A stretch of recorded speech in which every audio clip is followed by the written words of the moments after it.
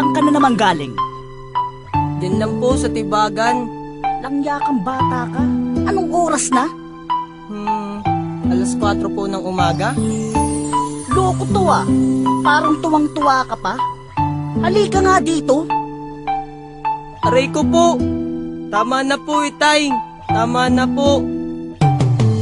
Teka lang po itay, bakit mo ko sinampal? Tapos sino na umapila, bigla akong sinakmal. Tapos si ate ay bumana at si Kambal ay natake. Tapos kumuha si maman, pamanong malaki. Ako ay napatakbo at naiwan aking tsinela. Bakit ganito ako ngayon talagang napakamalas? Walang wala na nga akong pera, pupunta pa kay Ninang. Di ko na malayag, katabi ko na pala si Manang. Ako ay nahawakan, sinuntok ako sa mukha. Tapos di pa na kontento, inilunod ako sa batya. Ako ay napabigla, binilisan ko ang tako. Tapos nagulat ako, nandun yung tito kong kalbo. May nakita kong babae, napakalungkot niya. Nakayoko, pagkarap ng ina ate ko pala. Ako ay kinutungan, tinadyakan ayoko na. Tapos bigla siyang sumagot ang ina, gusto ko pa. Hindi na lang ako tumambay nang hindi ako nagulpi ni itay. At ang kaliwat ka ng sampal ni inay ay todo bigay, kaya ako hinimatay.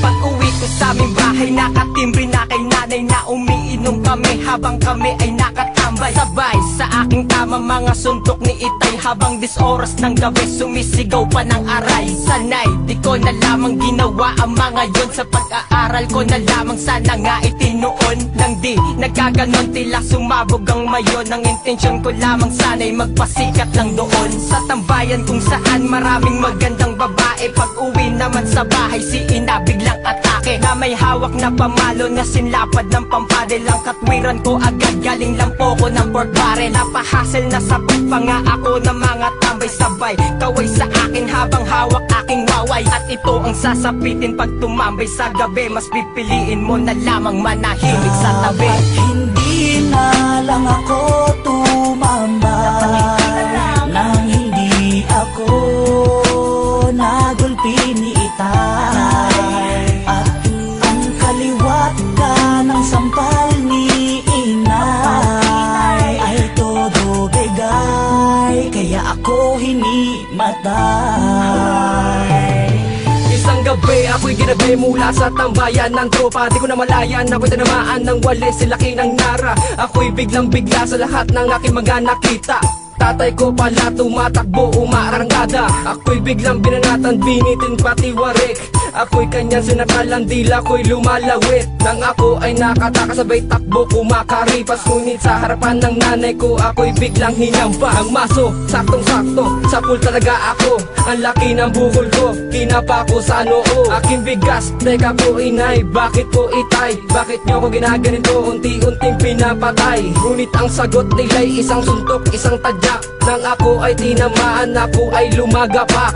Ayoko nang tumambay sa tambayan ng hating gabi, nang hindi na ako mabugbog ng parents ko muli. Hindi na lang ako tumambay nang hindi ako nagulpi ni itay. At ang kaliwat ka ng sampal ni inay ay todo bigay, kaya ako hinimatay. Nung nawala na aking tama at ako'y umuwi sa bahay, bigla lang sumambulit sa malambot na tinapay at kinuha ko. At bigla akong umalis at hindi ko na malayan yung pala ay napanis. At ako'y nabadrip at bigla lang ng bugbog. At nakita ko na kapatid at bigla akong kinuyog. Sapak sa muka at tayak sa may likod. Nang hindi ko na makaya, ako'y napaluhod. At pagkatapos nun, ako nagkaroon ng bigot. Ako'y nalulumbay at umuwi ako sa bahay. At nakita ko ni Erbat at saka ni nanay. Bigla akong sinapal, nasa na daw ang tinapay. At sinabi ko, kinuha na ng kapitbahay. Hindi pa rin naniwala at ako'y biglang kinatay. Sa sobrang sakit, daig ko pa ang nabitay. Aray, nabitay, aray. Dapat hindi na lang ako tumambay nang hindi ako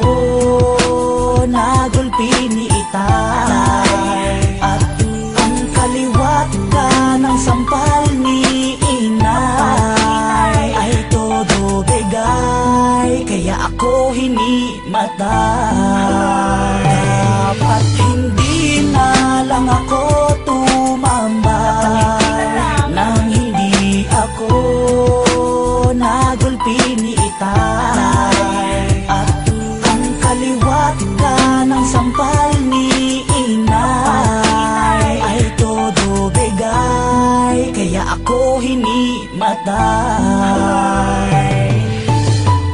Ano, uulit ka pa ba? Hindi na po. Mabuti naman at nagkakaintindihan tayo. Dahil hindi ako magsasawa na gulpihin ka araw-araw, tandaan mo yan. Opo. Teka tay, may pandesal na ba tayo? Gutom na ako eh.